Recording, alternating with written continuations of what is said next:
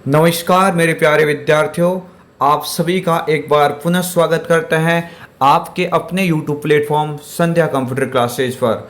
देखिए मेरे प्यारे विद्यार्थियों, आरईसेट एग्ज़ाम अगस्त 2024 के अंदर जो 4 अगस्त और 18 अगस्त को जो एग्ज़ाम होने वाला है, तो ऐसा एग्ज़ाम के रिगार्डिंग आज मैं आपके सामने महत्वपूर्ण 35 क्वेश्चंस जो आपके एग्ज़ाम में एज इट इज़ दिखने वाले हैं, उन क्वेश्चन सीरीज़ के साथ में ये आपका मॉडल पेपर आज दूसरा मैं स्टार्ट कर रहा हूँ। तो आप सभी से रिक्वेस्ट है कि अगर आप इस प्लेटफॉर्म पर नए हैं तो आप चैनल को अवश्य सब्सक्राइब करें, साथ ही बेल आइकन को क्लिक करना ना भूलें ताकि आने वाले जितने भी वीडियो है उनकी नोटिफिकेशन आप तक सबसे पहले पहुंच सके। बिना टाइम वेस्ट किए हम पहले क्वेश्चंस की ओर बढ़ेंगे। आप सभी से रिक्वेस्ट करते हैं कि आप इस चैनल के माध्यम से जो भी आपको वीडियोस प्राप्त हो रहे हैं, इन वीडियोस का आप अवश्य एग्जाम से पहले देखिएगा। पहला क्वेश्चन आपके स्क्रीन के सामने, एसएमटीपी का पूरा नाम बताइए, यानी एसएमटीपी का पूर्ण रूप क्या होता है। आई होप ये क्वेश्चन आपको पहले से आ रहा होगा, अगर नहीं आ रहा है तो मैं आपको बता देता हूँ एसएमटीपी का पूरा नाम क्या होता है। तो आपको याद रखना है सिंपल मेल ट्रांसफर प्रोटोकॉल होता है। क्या होता है? Simple mail transfer protocol. Option A यहाँ से इसका क्वेश्चन करेक्ट आंसर है। नेक्स्ट क्वेश्चन नंबर 2 की ओर बढ़ते हैं। माइक्रोसॉफ्ट वर्ड में सेंचुरी क्या है? महत्वपूर्ण क्वेश्चन है, कई बार आरईसेट एग्जाम में ये क्वेश्चन ऑलरेडी पूछा जा चुका है। आने वाले कॉम्पिटिटिव एग्जाम के पॉइंट ऑफ व्यू से भी ये क्वेश्चन काफी ही महत्वपूर्ण होने वाला है। माइक्रोसॉफ्ट वर्ड में जो सेंचुरी है ना, ये एक फॉन्ट का प्रकार है। किसका प्रकार है? फॉन्ट का प्रकार है। आपको याद रखना है यही फॉन्ट नहीं होती है, बहुत सारी फॉन्ट होती है। जैसे आप आगे पढ़ेंगे, जैसे आपको ये क्वेश्चंस देखने को मिल सकता है कैलिब्री का। तो कैलिब्री क्या होता है? कैलिब्री भी एक फॉन्ट का ही प्रकार है, लेकिन ये डिफॉल्ट होती है। ये ऐसी एक फॉन्ट है जो एमएस वर्ड में डिफॉल्ट रूप से कार्य करती है। बाकी आप अपनी आवश्यकता अनुसार सेंचुरी है, टाइम्स न्यू रोमन है, एरियल है, अल्जेरियन है, बहुत सारी होती है, उनमें से आप किसी का भी उपयोग कर सकते हैं। लेकिन यहाँ पे इसका करेक्ट आंसर हो जाएगा एक फॉन्ट है, क्या? सेंचुरी। Next question number 3। देखिए क्वेश्चन नंबर 3 के अंदर क्या पूछा गया है। आप क्वेश्चन को अच्छे से पहले पढ़िए, उसके बाद में इस क्वेश्चन का आंसर देने की कोशिश करें। एमएस एक्सेल में छोटे चार्ट एक सेल्स में एम्बेडेड होते हैं जो कि दृश्य प्रवृत्ति सारांश देने के साथ साथ डेटा को भी दर्शाता है। इंपॉर्टेंट क्वेश्चन है, एग्जाम में काफी ही पूछा गया है। एमएस एक्सेल में छोटे चार्ट्स होते हैं। छोटे चार्ट्स का जब भी आपके एग्जाम में क्वेश्चन आया, यानी स्मॉल चार्ट्स की जब बात होती है ना, तो इस स्मॉल चार्ट वर्ड से पकड़ लेना चाहिए कि स्पार्क लाइंस के बारे में बात कर रहा है। यानी ऑप्शन नंबर जो बी है ना, इसी क्वेश्चन से आप इस ऑप्शन को पकड़ सकते हैं। यानी ये क्वेश्चन आपके एग्जाम में बन जाता है कि एमएस एक्सेल में छोटे चार्ट्स एक सेल्स में एम्बेडेड होते हैं, यानी पहले से एम्बेडेड होते हैं, जो कि दृश्य प्रवृत्ति सारांश देने के लिए, एक सारांश देने के साथ साथ डेटा को भी दर्शाता है। तो ये क्वेश्चन महत्वपूर्ण है, एग्जाम पॉइंट ऑफ व्यू से काफी इंपॉर्टेंट है। इसका राइट आंसर हो जाएगा spark lines, option number B. Next आगे वाले क्वेश्चंस की ओर देखते हैं। एमएस वर्ड में खाली जगह बार पर दस्तावेज का नाम दिखता है, यानी ऐसी कौन सी बार है जो एमएस वर्ड के अंदर उस दस्तावेज का नाम प्रदर्शित होता है। तो भाई आपको याद रखना है, नाम हमेशा ऊपर प्रदर्शित होता है। आप जो भी फाइल बनाते हो ना, उस फाइल का नाम हमेशा सबसे ऊपर वाली बार के ऊपर दिखाई देता है, जिसका नाम क्या है? जिसको टाइटल बार के नाम से हम जानते हैं। यानी इस क्वेश्चन का जो करेक्ट आंसर हो जाएगा ना, वो क्या हो जाएगा? टाइटल बार हो जाएगा। यहां से आप देख सकते हैं ऑप्शन नंबर, यहां से क्या हो जाएगा? ए वाला क्वेश्चन करेक्ट आंसर होगा। चलिए आगे वाले क्वेश्चंस की ओर देखते हैं। क्वेश्चन नंबर 5, वेब पेज देखने के लिए उपयोगकर्ता को वेबसाइट पता दर्ज करना होता है। एक जो वेब पेज होता है, उस वेब पेज को देखने के लिए उपयोगकर्ता को वेबसाइट का पता दर्ज करना होता है, जिसे क्या कहेंगे? तो भाई ये तो आपको याद रखना है, इसकी बात हो ही रही है तो आपको याद रखना है यूआरएल के बारे में बात कर रहा है, यूनिफॉर्म रिसोर्स लोकेटर। यहाँ से जो ऑप्शन नंबर ए पे जो लिखा हुआ है ना, ये इसका क्या हो जाएगा? करेक्ट आंसर हो जाएगा। बाकी आप सभी को पता होना चाहिए कि क्वेश्चंस एग्जाम में अगर पूछा अलग टाइप से भी जा सकता है, ऐसा क्वेश्चंस भी आ सकता है कि यूआरएल का पूरा नाम बताइए, तो भी आप देख लेना यूनिफॉर्म रिसोर्स लोकेटर होता है।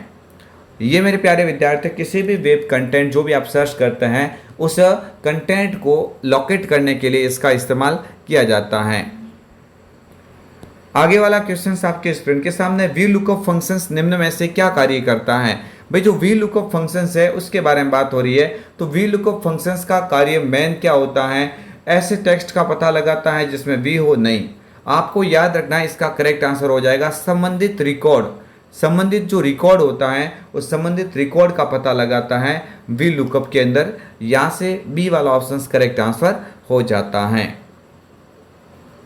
चलिए आगे वाले क्वेश्चंस की ओर देखते हैं। आप सभी से रिक्वेस्ट करते हैं कि अगर आप इस प्लेटफॉर्म पर पहली बार विजिट कर रहे हैं तो इस चैनल को अवश्य सब्सक्राइब करें। आप ये चैनल के माध्यम से अगर आप जुड़ रहे हैं तो आप मैं गारंटी देता हूँ कि आप अंतिम समय तक इस चैनल के साथ में विश्वास बनाए रखिएगा। निश्चित ही आपके एग्जाम में आपको काफ़ी ही ज़्यादा बेनिफिट मिलने वाला है। चलिए आगे वाले क्वेश्चंस नंबर 7 की बात करते हैं। विंडोज 10 में किस फंक्शंस के द्वारा सीडी डीवीडी को किसी तीसरे सॉफ्टवेयर के बिना बर्निंग कर सकते हैं। क्वेश्चंस आया हुआ एग्जाम है, आपको याद रखना है कि अगर आप तीसरे सॉफ्टवेयर के बिना डायरेक्टली सीडी डीवीडी को बर्निंग करना चाहते हैं, पहली बात तो इस ऑप्शंस को समझ सकते हैं कि जो बर्निंग जो नाम लिखा हुआ है ना, ये बर्निंग होता क्या है। तो आपको याद रखना बर्निंग का मतलब क्या होता है, सीडी अथवा डीवीडी के अंदर, सीडी अथवा डीवीडी के अंदर किसी डेटा को कॉपी करना। सीडी अथवा डीवीडी के अंदर डेटा को, सीडी और डीवीडी के अंदर डेटा को कॉपी करना क्या कहलाता है, बर्निंग कहलाता है। और बर्निंग अगर तीसरा आप करना चाहते हो बिना किसी तीसरे सॉफ्टवेयर का यूज़ करते हुए, तो आप डायरेक्टली उस कमांड का यूज़ कर लो जिसका नाम क्या है, डिस्क बर्निंग फंक्शंस। क्या हो जाएगा, disk burning functions. Option number C यहाँ से इस क्वेश्चन का करेक्ट आंसर हो जाएगा। नेक्स्ट आगे वाले क्वेश्चंस की ओर देखते हैं। हमलावर क्लाइंट मशीन्स और सर्वर के बीच एक ऑथेंटिकेशन सेशन की निगरानी कर किस तरह का हमला करता है। तो ये तो भाई सीधी सी बात है, सेशन हाईजैकिंग की बात कर रहा है। ऑप्शन नंबर ए इस क्वेश्चन का क्या हो जाएगा, करेक्ट आंसर सिस्टम अपहरण या सेशन हाईजैकिंग आप कह सकते हैं। यहाँ से ऑप्शन ए इस क्वेश्चन का राइट आंसर होगा। देखिए कुछ एक क्वेश्चंस ऐसे भी होंगे आपके सामने जो आपको लग रहा होगा कि ये क्वेश्चंस हमने पहले नहीं देखा है, लेकिन यही क्वेश्चंस आपके जब इस चैनल के माध्यम से जितने मॉडल पेपर होंगे उसके अंदर बार बार जब रिपीट हो जाएगा तो आपको निश्चित ही ये क्वेश्चन सारे याद हो जाएंगे। तो ऐसी स्थिति में आपको यहाँ से पहली बार में जब आप देख रहे हो तो आपको ऐसे डाउट पैदा नहीं रखना कि ऐसे क्वेश्चंस हमारे से नहीं हो पाएंगे। आपको याद रखना ये क्वेश्चन सारे एग्जाम में पहले से पुट आउट हो चुके हैं। आगे वाला क्वेश्चन है, निम्न में से मेलवेयर के रूप में जाना जाता है। भाई मेलवेयर का मतलब क्या होता है, मेलवेयर का मतलब होता है वेब सॉफ्टवेयर या वेब प्रोग्राम जो आपके मतलब जो कंप्यूटर के लिए हानिकारक रूप से फाइल के रूप में कार्य करते हैं, यानी ये नुकसान देने वाले सॉफ्टवेयर होते हैं जिसे मेलवेयर के रूप में जाना जाता है, एक वायरस के रूप में कार्य करते हैं। चलिए तो आपको याद रखना वायरस तो इसमें आ जाता है, स्पाईवेयर भी आ जाता है, तो इसका मतलब क्या हो जाएगा, ए और बी दोनों यहाँ से इसका करेक्ट आंसर हो जाएगा। नेक्स्ट आगे वाले क्वेश्चंस की ओर बढ़ते हैं। निम्न में से कौन सा सॉफ्टवेयर आपके कंप्यूटर की जासूसी करता है एवं आपसे संबंधित सूचनाओं का आदान प्रदान करता है। तो आपको याद रखना है जब भी आपकी जासूसी करने की बात हो जाती है, सिस्टम की जासूसी करने की बात होती है और सूचना का संबंधित जो आदान प्रदान होता है वो इसका मतलब बात हो रही है स्पाईवेयर के बारे में। कौन सा भाई, स्पाईवेयर। ऑप्शन नंबर सी के ऊपर जो लिखा हुआ है ये स्पाईवेयर इस क्वेश्चन का क्या हो जाएगा, करेक्ट आंसर। आगे वाले क्वेश्चंस की ओर देखते हैं। स्लाइड को अधिकतम कितने प्रतिशत तक जूम कर सकते हैं। भाई आपको कई बार मैंने बोला है कि जब आपको बात एग्जाम में एक्सेल की करे या फिर पावर पॉइंट की करे, एक्सेल की करे या फिर पावर पॉइंट की करे, एक्सेल के अंदर क्या होती है, शीट होती है, एक्सेल के अंदर क्या होती है, शीट, और पावर पॉइंट के अंदर क्या होती है, स्लाइड होती है। लेकिन इन दोनों को अधिकतम जो जूमिंग की साइज की बात हो जाती है तो इन दोनों का 400% ही होता है। दोनों के अंदर कितना होता है भाई, 400% होता है।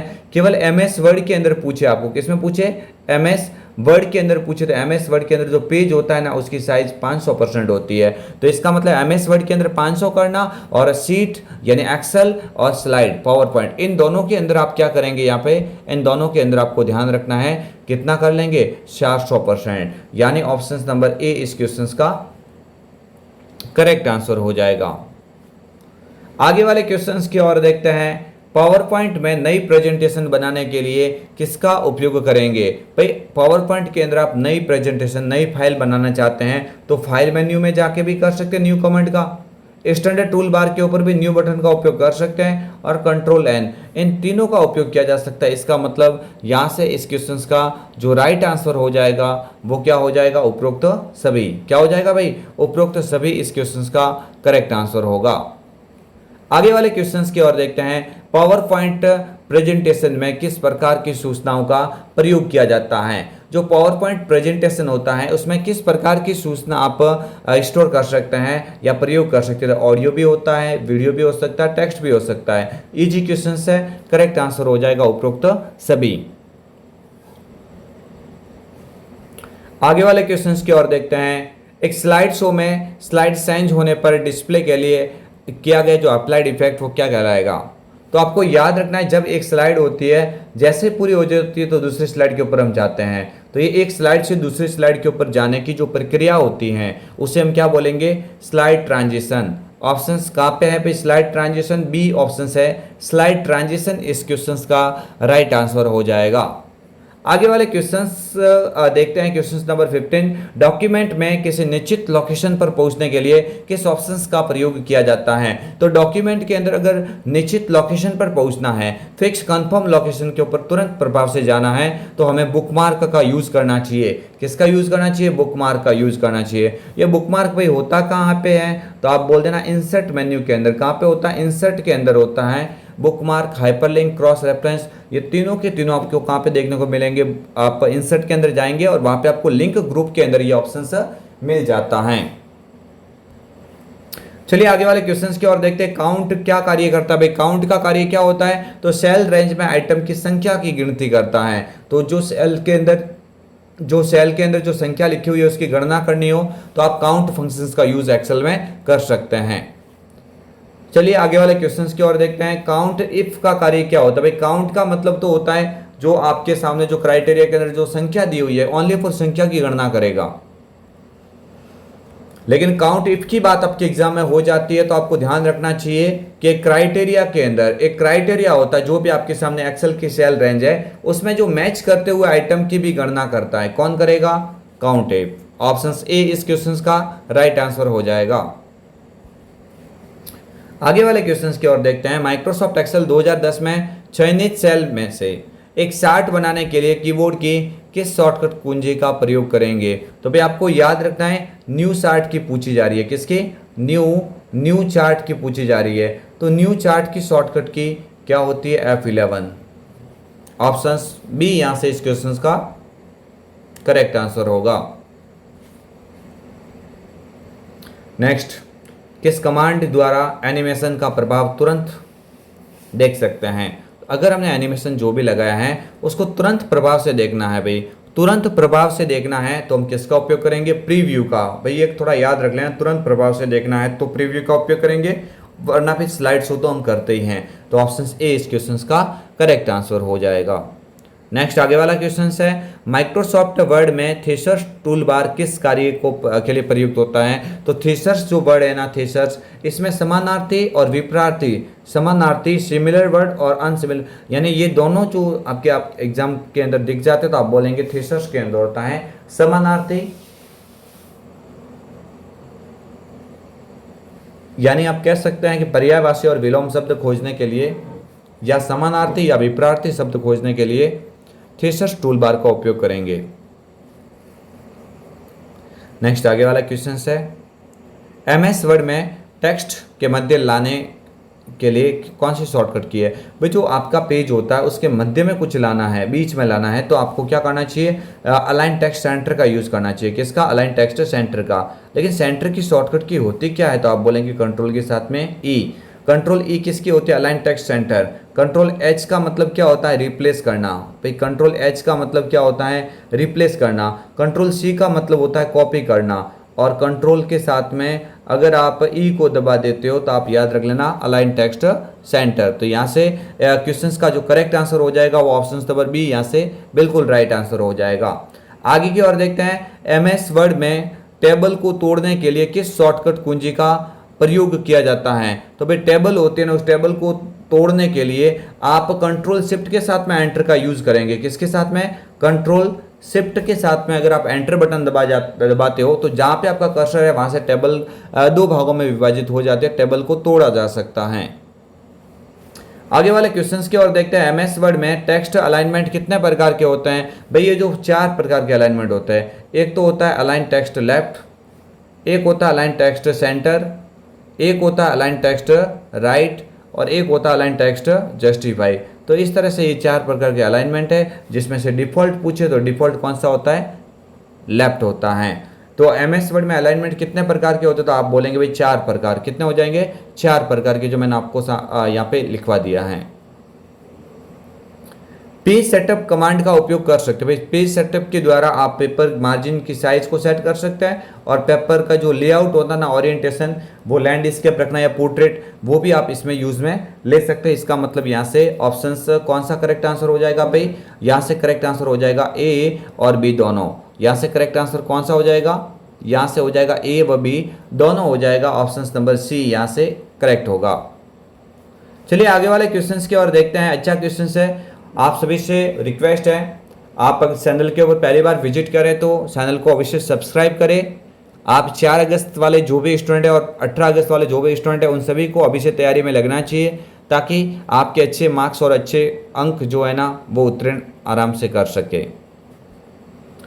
पैराग्राफ व लाइनों के मध्य खाली जगह को व्यवस्थित करने के लिए किस कमांड का प्रयोग किया जाता है? जो पैराग्राफ के अंदर जो लाइनें होती हैं, उन लाइनों के बीच का जो स्पेस होता है ना, उसका नाम क्या होता है? उसको स्पेस को कम करने के लिए या मैनेज करने के लिए आप लाइन एंड पैराग्राफ स्पेसिंग का उपयोग करेंगे। किसका उपयोग करेंगे? Option number C, line and paragraph spacing का उपयोग किया जा सकता है। आगे वाले क्वेश्चंस की ओर देखते हैं। वर्ड में कन्वर्ट टू टेक्स्ट का प्रयोग किया जाता है। भाई आपका टेक्स्ट ऑलरेडी टेबल में है, आपका टेक्स्ट ऑलरेडी किस में है? टेबल में है। तो वो टेबल वाला जो टेक्स्ट है ना, वो अगर आप नॉर्मली मतलब टेबल को हटा के केवल टेक्स्ट में कन्वर्ट करना चाहते हैं तो आप क्या करेंगे भाई? आपको याद रखना है कि आप यहाँ पे क्या करेंगे? कन्वर्ट टू टेक्स्ट, यानी एक टेबल को टेक्स्ट में परिवर्तन करने के लिए, किसमें? टेबल होती है, टेबल के अंदर जो डेटा है उसको नॉर्मली टेक्स्ट में परिवर्तन ये कर देगा, यानी ऑप्शन नंबर ए इस क्वेश्चन का करेक्ट आंसर हो जाएगा। आगे वाले क्वेश्चंस की ओर देखते हैं। किसी चार्ट के ऊपर बना बॉक्स जिसमें प्रत्येक व्यक्तिगत रिकॉर्ड का नाम अंकित होता है, वह कहलाता है। तो भाई एक चार्ट का टाइप से उसमें एक बॉक्स बनते हैं, उसमें जो प्रत्येक व्यक्तिगत का रिकॉर्ड अंकित होता है उसे लीजेंड के नाम से जानेंगे। यानी ऑप्शन यहाँ से कौन सा हो जाएगा? सी वाला जो ऑप्शन है ना, ये इस क्वेश्चन का करेक्ट आंसर होगा। चलिए आगे वाले क्वेश्चन की ओर देखते हैं। भारत में साइबर अपराध और इलेक्ट्रॉनिक कॉमर्स से संबंधित कानून कौन सा है? तो वही है भाई IT act 2000, information technology act 2000, ये इसका राइट आंसर हो जाएगा। चलिए मैं थोड़ा फास्ट करता हूँ। वर्तमान और कुल स्लाइडों की संख्या प्रदर्शित कहाँ पे होती है? भाई वर्तमान में हम कौन सी स्लाइड पे हैं? टोटल स्लाइड कितनी है ये कहाँ पे देखा जाएगा? स्टेटस बार के ऊपर। कहाँ पे? स्टेटस बार के ऊपर ये जानकारी आपको आराम से दिखाई देती है, जो जस्ट टास्क बार के ऊपर वाली होती है।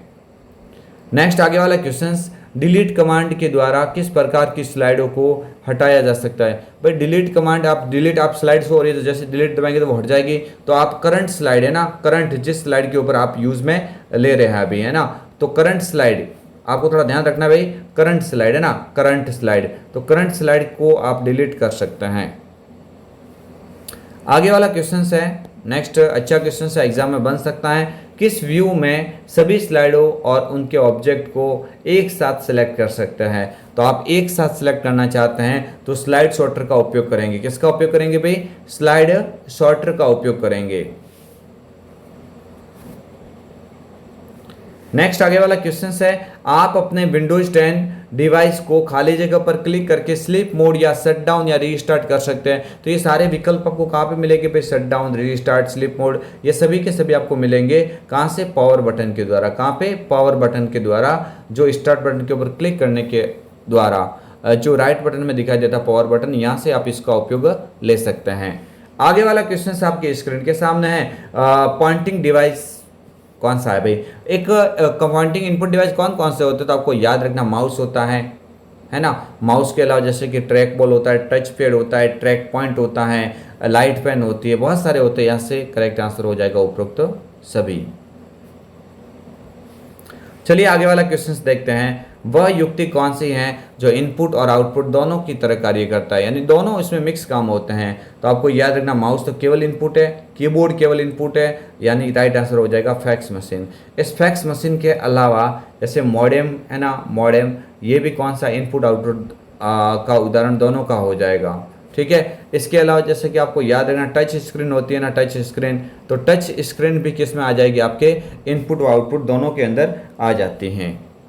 चलिए, और इस आपके सेशन का सबसे अंतिम क्वेश्चन, मैं आप सभी से रिक्वेस्ट करता हूं कि आपने इस चैनल के ऊपर पहली बार विजिट किया है तो चैनल को सब्सक्राइब करें। दूसरी बात बोलना चाहता हूं कि आप कमेंट करके अवश्य बताइए कि आपको सेशन कैसा लग रहा है, क्योंकि आप अगर कमेंट करेंगे तो हमें आपकी जो भी समस्या है क्या नहीं है, उनको कमेंट के द्वारा हमारे तक आप पहुंचा सकते हैं। आपको वीडियो कैसा लगा ये कमेंट के अंदर आप भी अवश्य बताया करें। ठीक है। पेन ड्राइव को और किस नाम से जाना जाता है? अच्छा क्वेश्चन है। पेन ड्राइव को और फ्लैश मेमोरी के नाम से जाना जाता है, यानी ऑप्शन ए यहाँ से इस क्वेश्चन का करेक्ट आंसर होगा। अब मुझे बता दीजिए, किसी स्टूडेंट को कोई किसी भी प्रकार का डाउट है तो आप प्लीज़ कमेंट करके बता देना। और मैं आशा करता हूँ कि बहुत सारे पहले वाले स्टूडेंट जिनका एग्जाम हो चुका है उन्होंने काफ़ी बेहतरीन से बेहतरीन अंक इस चैनल के माध्यम से प्राप्त किया है। आपसे भी रिक्वेस्ट करते हैं कि इस चैनल के साथ में विश्वास बना के आपके एग्जाम तक इस चैनल के साथ में जुड़े रहिए। मैं दावा करता हूँ बहुत ही आपके शानदार परसेंटेज बनेंगे। तो फ्रेंड्स, यहाँ तक ही था अपना यहाँ पे अंतिम ये जो क्वेश्चंस। हम मिलेंगे कल आपको एक और दूसरे वीडियो के साथ में। अगर आपको सेशन पसंद आया है तो लाइक, शेयर एंड सब्सक्राइब अवश्य करें। मिलेंगे कल आपको एक और अन्य वीडियो के साथ में, तब तक के लिए धन्यवाद।